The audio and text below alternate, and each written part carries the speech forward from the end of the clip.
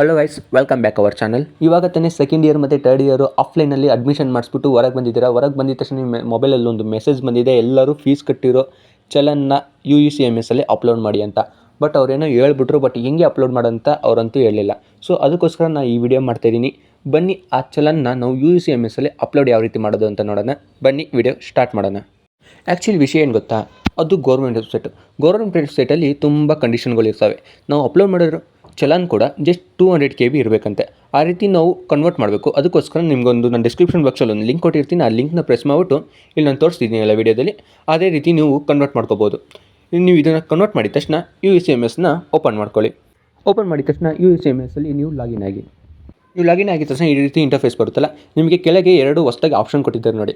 ಒಂದು ಆನ್ಲೈನಲ್ಲಿ ಫೀಸ್ನ ಪೇ ಮಾಡೋದು, ಇನ್ನೊಂದು ಆಫ್ಲೈನಲ್ಲಿ ಫೀಸ್ನ ಪೇ ಮಾಡೋದು. ನೀವು ಆಲ್ರೆಡಿ ಆಫ್ಲೈನಲ್ಲಿ ಫೀಸ್ ಪೇ ಮಾಡಿದ್ರಿಂದ ಆಫ್ಲೈನ್ನ ಸೆಲೆಕ್ಟ್ ಮಾಡ್ಕೊಳ್ಳಿ, ಯಾಕಂದರೆ ಅಲ್ಲಿ ನಾವು ಚಲನ್ನ ಅಪ್ಲೋಡ್ ಮಾಡಬೇಕಾಗುತ್ತೆ. ಸೊ ನಾವು ಆಫ್ಲೈನ್ನ ಸೆಲೆಕ್ಟ್ ಮಾಡಿದ ತಕ್ಷಣ ಇಲ್ಲಿ ಮೇಲೆ ಎಸ್ ಅಂತ ಬರುತ್ತೆ, ಅದನ್ನು ಕ್ಲಿಕ್ ಮಾಡ್ಕೊಳ್ಳಿ. ನೀವು ಕ್ಲಿಕ್ ಮಾಡಿದ ತಕ್ಷಣ ನಿಮಗೆ ಈ ರೀತಿ ಇಂಟರ್ಫೇಸ್ ಬರುತ್ತೆ.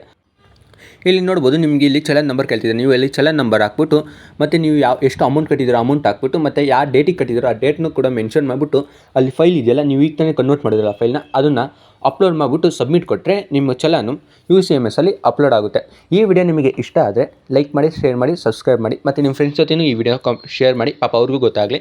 ನಿಮ್ಗೆ ಏನಾರು ಪೈಥಾನ್ ಕಲಿಬೇಕಂತ ಆಸೆ ಇದ್ದರೆ ಈಗಲೇ ನಮ್ಮ ಚಾನಲ್ನ ಸಬ್ಸ್ಕ್ರೈಬ್ ಮಾಡ್ಕೊಳ್ಳಿ ಮತ್ತು ಪ್ಲೇಲಿಸ್ಟ್ನ ಆಕ್ಸೆಸ್ ಮಾಡ್ಕೊಳ್ಳಿ. ಅದರಲ್ಲಿ ಕಂಪ್ಲೀಟ್ ಪೈಥಾನ್ದು ಕೋರ್ಸ್ ವೀಡಿಯೋಸ್ಗಳು ಲಾಂಚ್ ಆಗ್ತಾಯಿದೆ. ಮತ್ತು ನಿಮ್ಮ ಫ್ರೆಂಡ್ಸ್ ಜೊತೆನೂ ಶೇರ್ ಮಾಡಿ. ನನ್ನ ವಿಡಿಯೋ ನೋಡಿದ್ದಕ್ಕೆ ಥ್ಯಾಂಕ್ ಯು. ಸಿಗೋಣ ಮುಂದಿನ ವಿಡಿಯೋದಲ್ಲಿ.